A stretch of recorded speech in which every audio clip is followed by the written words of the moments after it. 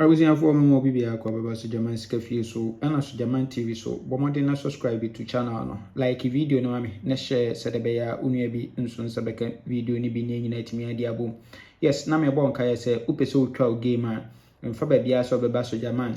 Yes, me Foster the whole online yankwana udu game a ntempa na so na yetua oka ubetwa game nso a research commission ewo so kama enti emfa ba bia we air Foster number 0246898449 0246898449 eno your friend Foster ubetimi asendo game afa so midweek we send kwa obema 30% commission 30% commission. Yes, udin so antempa na so obema usika enwumre ye yina wo bibi de usika ya onya kwan e de akoye na oba so jaman ho nso a me so me number den ye 0593673300 me so me ma same 30% commission no for midweek. Yes, ene games enwumre games ni nyina 0593673300 send the game no fa ahanomo o send fa ha so a yibitimi ayama kama ne enhwe midweek game na ye dey be break it down. Okay, enhwe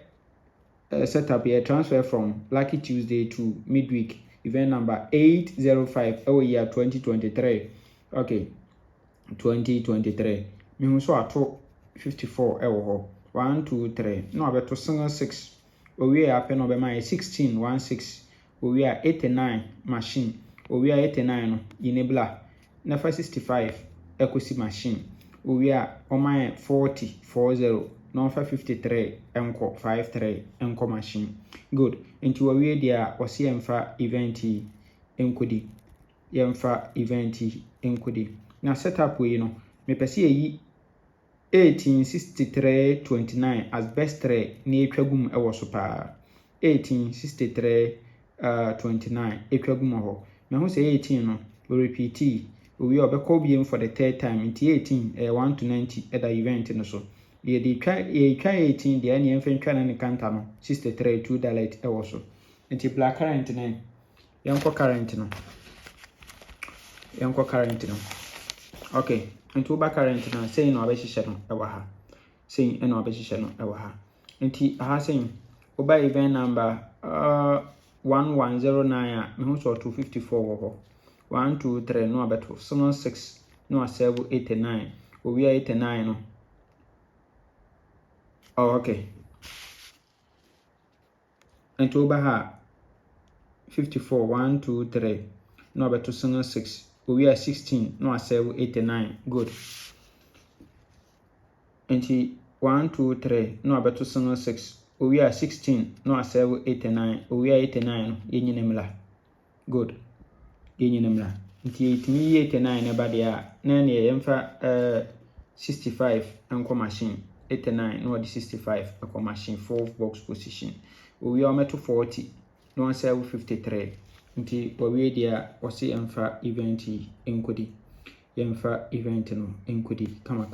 ewo ho nti we twa 1863 number enkanta no e betwa ne 2 dialect ewo ho na e de twa 29 no so as best 3. Good, here second setup and also a transfer from Fortune Thursday event number 532 who so ato 7 we are 17 we are now about to 6 ewa ha we are 87 we are now about to 4 we are now 85 ewa ho kama. Yes,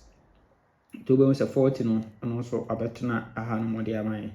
betana ha dia amai into ba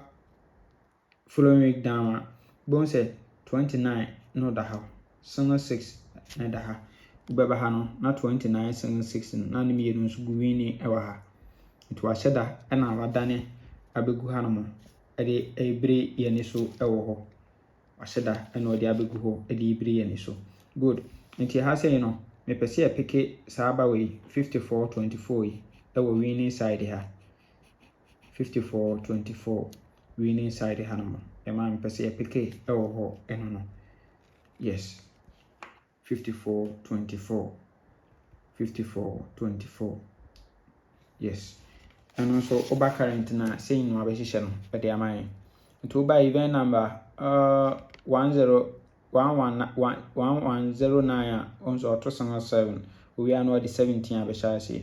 we pe on to 6 we 6 87 we are no 4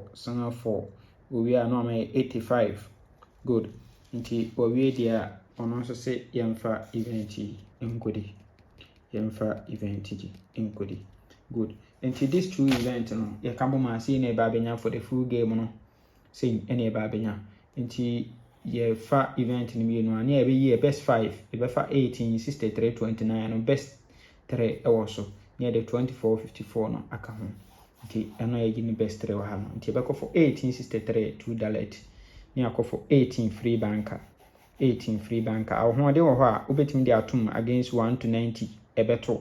yes fatum na enya kakra nso to bottom ho yes na wanya game ya wie no na de abaha na ye twa games ni nyina ma wo was ape efa number we so a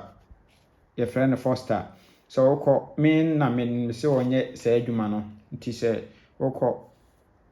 UDM no anaso was ape no wodo game ne send no se nya 30% a bomamane me number ni yes bomamane wokọ a se Foster se enya 30% mame hu me se obema free 30% commission na udin so antempa na so onsa ebeka usika kama na menka ho o men kwatenti am on di bom bye bye